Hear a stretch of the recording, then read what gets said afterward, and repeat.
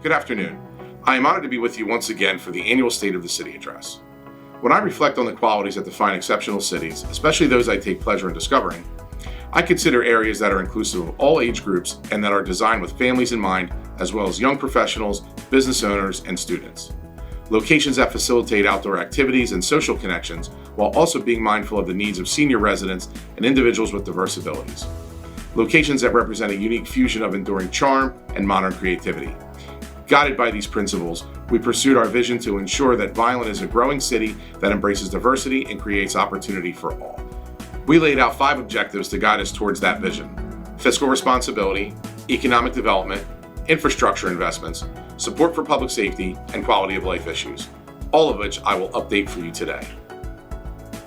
I am pleased to report that our efforts over the past year have continued to produce positive results.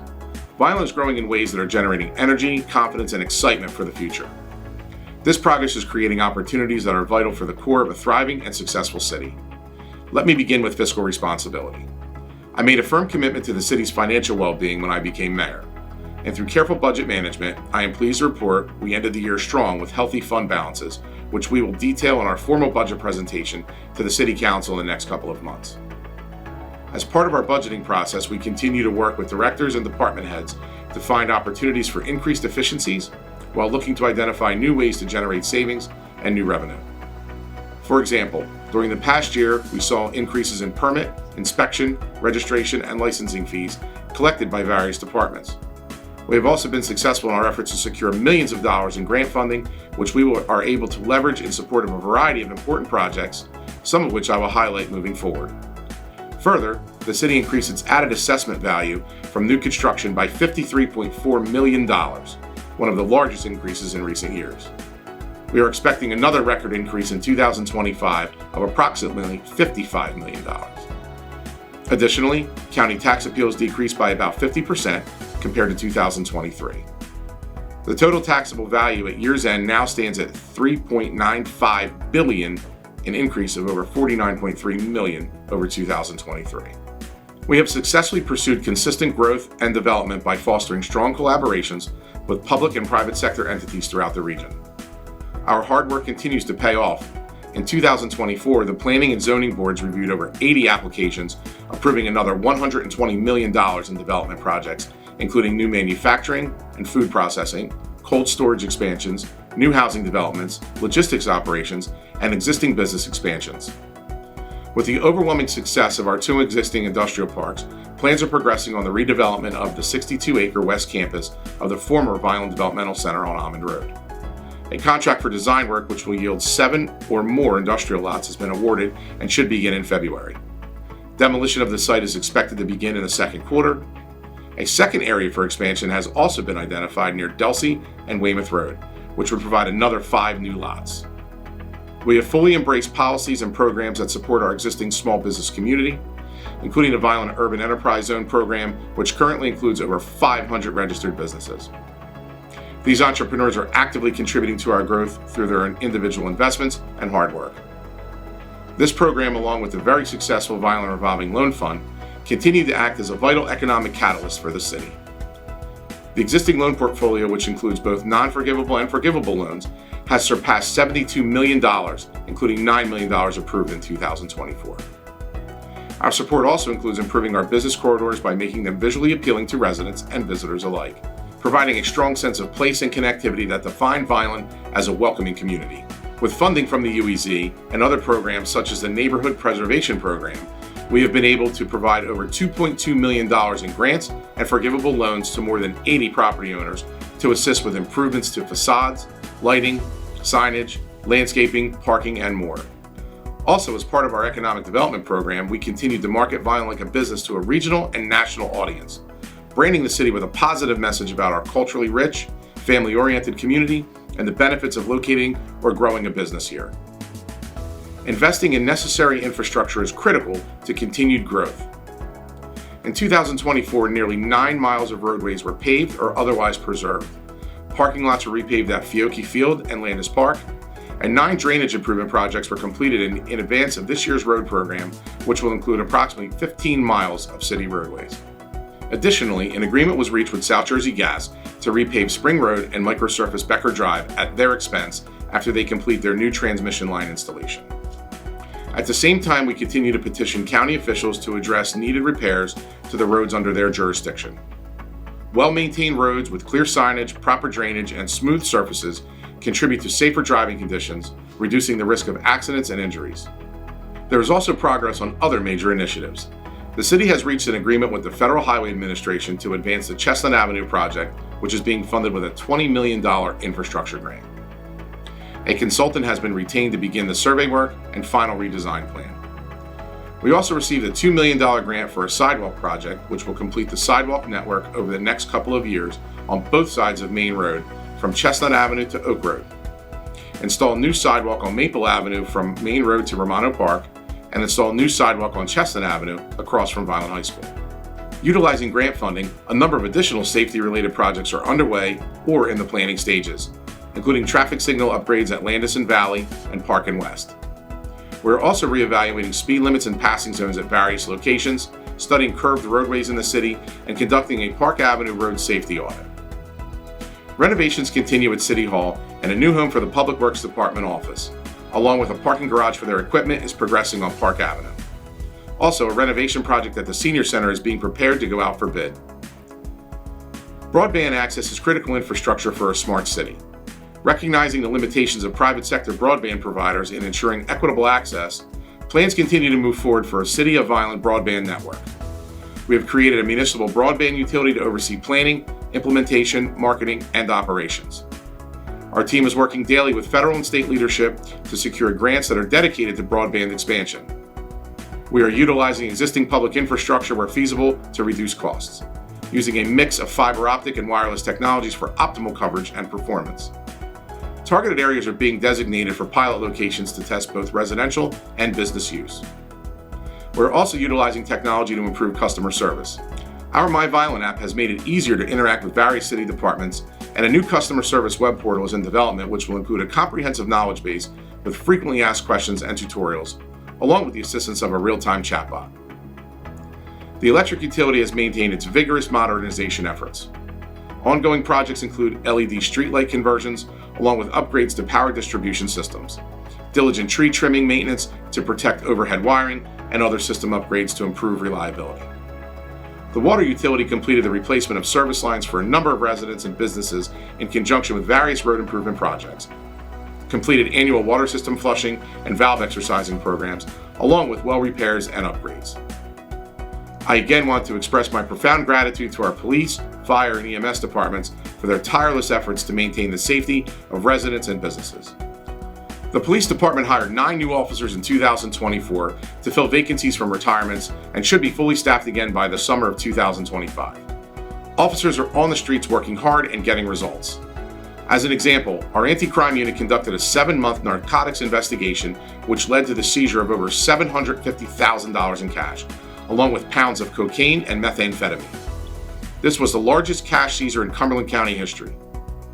The community policing unit is working hard to prevent crimes before they happen by fostering connections between residents and officers. Last year, they held 37 community outreach events, including Coffee with a Cop, pop-up play street activities at various apartment complexes, as well as overseeing the operations of police athletic league programs. The police department is also leveraging technology as a force multiplier and will soon begin testing software to make it easier for citizens to report minor incidents without responding to the police station. We also partnered with the county to install a new radio tower at West and Plum Streets, which greatly improves radio communication abilities for all of our first responders. The fire department is well positioned for the future, with a beautiful new fire headquarters and new leadership led by Chief Mark Schiffalalio. A special thank you to the now retired Chief Luigi Tramontana Jr., who devoted 30 years to the department. Beyond these milestones, fire crews responded to 2,500 calls for service, while fire prevention conducted over 4,200 building inspections and almost 1,000 housing occupancy and food truck inspections, generating nearly $550,000 in revenue. In addition, a new Pierce pumper was delivered, which is assigned to the north side of town and the industrial park. And the department received a $430,000 federal grant, which we'll use to purchase equipment and sanitation gear. The EMS division responded to over 14,200 calls for service, including nearly 10,000 which required transport to a medical center. The division also took steps to improve internal workflow and continuing education opportunities in order to provide the best standards of care available to their patients. Quality of life is an essential factor for any city to grow and prosper, and in 2024, meaningful steps were taken to update our physical and digital infrastructure. The Recreation Department was busy throughout the year, installing new equipment at Jan Petro Park and the dog park. A new sprinkler system and fencing was installed for the softball fields at Memorial School, along with new dugout benches and a scoreboard at Landis Park. Parking lots at Fiocchi Field and Landis Park were resurfaced and lined, the Rotary Building at Cunningham Park was painted, and the kitchen at Normandy Park was updated along with a new storage room. And improvements were completed at Burnt Mill Pond, including a new fishing pier, rehabilitation of a walking bridge, and a walking path. We are also excited to help bring a new form of entertainment to the community in early 2025. Our IS division has partnered with the public library to develop an esports gaming room for the community. Equipped with high-performance gaming PCs, exciting lighting, and comfortable seating, the esports room is designed to provide a welcoming gaming atmosphere for casual players, competitive gamers, and curious newcomers alike. We are also working hard to support the private sector in the development of new recreational opportunities. This includes projects like the recently completed 810 Billiards and Bowling on Delsey Drive, which is getting great reviews, and the Trout National Golf Club, where much of the course has been completed prior to work beginning on the building structures. A grand opening is currently scheduled for the second quarter of 2026. Environmental initiatives remain a fundamental aspect of our agenda. I am proud to report that Violin has once again attained Sustainable New Jersey certification, distinguishing us as one of only 78 communities to achieve the honor in 2024. Our Green Team, Environmental Commission, and Clean Communities programs, along with many volunteers, were busy with projects throughout the year, including tree seedling distribution and planting events, recreational area cleanup projects, stormwater mitigation, and other maintenance projects. Many of these were funded by grants from federal, state, and private partners. Meeting the demand for quality housing is critical to ensuring healthy families and expanding economy. With this in mind, the overall outlook for the real estate market in Violin is very positive. The Planning Board approved 7 new housing development projects that include a combination of 190 new single-family, townhomes, and condominiums, and a 130-unit age-restricted senior cottage community with support services. Current homeowners can expect the value of their investments to increase as well. According to Zillow, expectations for declining mortgage rates and modest improvements in other home sale indicators will appreciate home values by about 5% in Violin. Our Community Development Division continues to provide support to existing low and moderate income property owners with homes in need of improvements. In 2024, over $2.4 million in grant funding was invested to improve 86 residential properties, 10 of which were complete restorations. The positive impact of these projects extends to surrounding homeowners as well, boosting property values and infusing a sense of vitality in the neighborhoods. Another factor in rising values is ensuring residential and commercial properties are in compliance with municipal quality of life ordinances. To this end, the L&I department completed almost 5,000 inspections and collected over $2.5 million in revenue from registration, licensing, and permit fees. Additionally, 5 blighted properties were demolished and 4 more are currently under contract for early 2025. We also finally received the funding to demolish the old Violin Ice House on Pear Street, which will begin shortly. Finally, the Health Department aggressively continued their public education outreach on a variety of topics, provided free vaccination clinics, and conducted blood drives. With the help of an infrastructure grant, they also converted to a new online system to better track results compiled by our food, septic system, and rabies control inspectors. As part of a pilot program they initiated, the department added a bilingual social worker who spends 2 days each week working from the library. This program has been recognized by the state of New Jersey, and other New Jersey municipalities have begun to embrace it as well. Utilizing grant funding, the Health Department is also working to establish an FDA accreditation process. This is currently voluntary, but the FDA plans are to make it a requirement nationwide. It will significantly strengthen our health department, which is already recognized nationally and serves as a mentor to other departments in various states. I could go on, but I know our time is limited.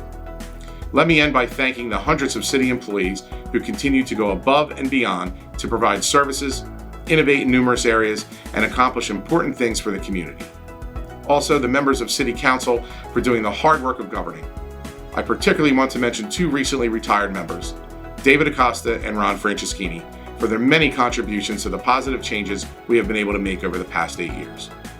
They were always willing to speak their minds and fight for what they believed in. I couldn't have asked for anything more. I also want to welcome our new members, Cruz Gomez and Scott English. They have big shoes to fill, but I know they are more than ready. The work we are doing together is making our bright future possible. There are no shortcuts and no easy solutions, only hard work. We are building a Vineland whose brand and identity are driven by people who are proud of our city and excited by its future, not afraid of it. I wish to convey my profound appreciation to the entire community for the remarkable honor and privilege of serving as your mayor. Each day I am driven by the desire to improve the city that I hold dear. May God bless you and your families.